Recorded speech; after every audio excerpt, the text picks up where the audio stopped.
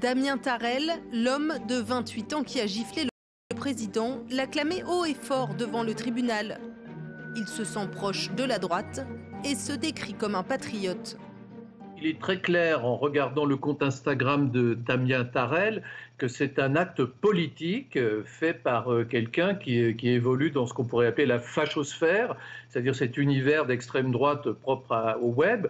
J'en veux pour preuve ses abonnements sur Instagram, puisqu'il est abonné à un certain nombre de comptes d'extrême droite connus, Occidentalis, La Cocarde étudiante et beaucoup d'autres. Ce fan d'arts martiaux et de chevalerie, condamné à 18 mois de prison dont 14 avec sursis pour son geste, se présente en même temps comme proche des Gilets jaunes, dont la coloration politique est plus diffuse.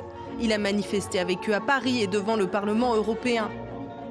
Selon lui, les Gilets jaunes et le peuple français s'expriment, mais leur avis n'est pas écouté. Beaucoup de monde ressent cette injustice, je me suis senti investi.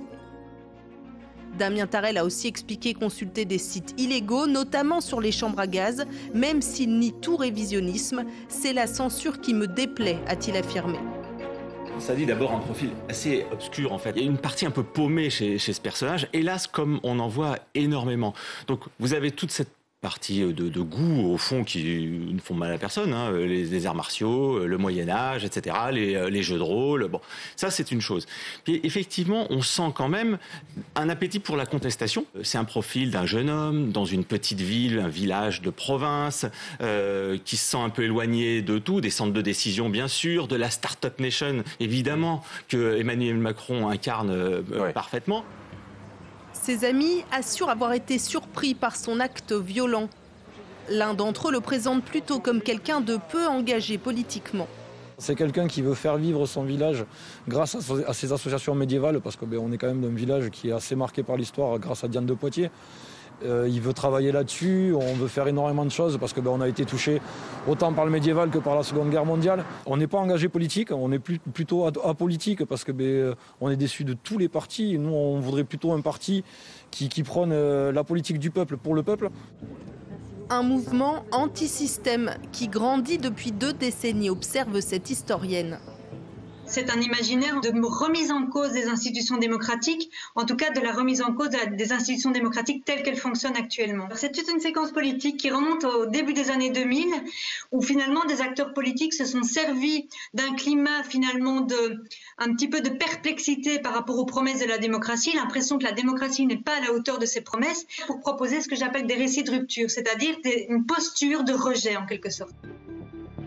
Parmi les personnalités de la fachosphère active sur Internet, un influenceur d'extrême droite a également fait parler de lui cette semaine en raison de gestes violents, cette fois dans une vidéo. Son pseudo, Papacito. Il s'est mis en scène en train de tirer, puis de poignarder un mannequin symbolisant un électeur de Jean-Luc Mélenchon. Il s'agit d'un site influent d'extrême droite et cette vidéo a déjà été vue 100 000 fois.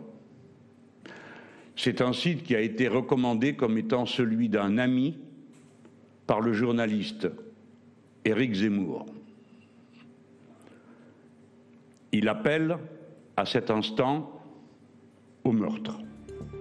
Papacito, de son vrai nom Hugo Gilles Jiménez, s'est défendu en invoquant une vidéo humoristique qui ne s'apparente pas selon lui à un appel au meurtre. Je le dis face caméra et je le dis au public qui m'écoute. Il n'y a dans la vidéo absolument aucun appel à tirer sur des gens de gauche ou sur encore moins Jean-Luc Mélenchon. Une enquête a été ouverte contre lui pour provocation au meurtre. L'homme de 35 ans, militant nationaliste de Toulouse, a dans sa jeunesse collé des affiches pour le Parti communiste et le Front de gauche, avant de virer de bord. Il se présente comme un royaliste catholique clairement d'extrême droite, avec un humour un peu particulier. C'est un grand fan de Bachar el-Assad et de Saddam Hussein, qui prend pour des modèles de virilité auxquels il s'identifie. Il plaît beaucoup à une génération de vingtenaires, de trentenaires, qui apprécient son politiquement incorrect, qui apprécient un peu ses tacles contre les gauchistes, les féministes, hein, suivant le vocabulaire qu'il emploie. Il est suivi à ce jour par 117 000 abonnés sur YouTube, près de 70 000 sur Instagram. Il a été en revanche banni de Twitter en janvier dernier. C'est pas forcément le plus influent d'ailleurs sur YouTube. Il y a des youtubeurs entre guillemets estampillés d'extrême droite qui sont beaucoup plus influents que lui, comme le Raptor qui a 700 000 abonnés et qui a des dizaines et des dizaines de millions de vues. Et salut à toutes et à tous, c'est le Raptor, très heureux de vous retrouver cette semaine encore. Mais cette galaxie d'influenceurs de la fachosphère unit parfois ses forces. C'est le cas de Papacito et du Raptor, qui ensemble en 2018 avaient lancé le hashtag Monte une équipe, dont l'objectif était d'aider les nationalistes à se rassembler partout en France. Sous couvert d'humour, Papacito porte donc un réel message idéologique, qui en fait un influenceur potentiel de la vie politique.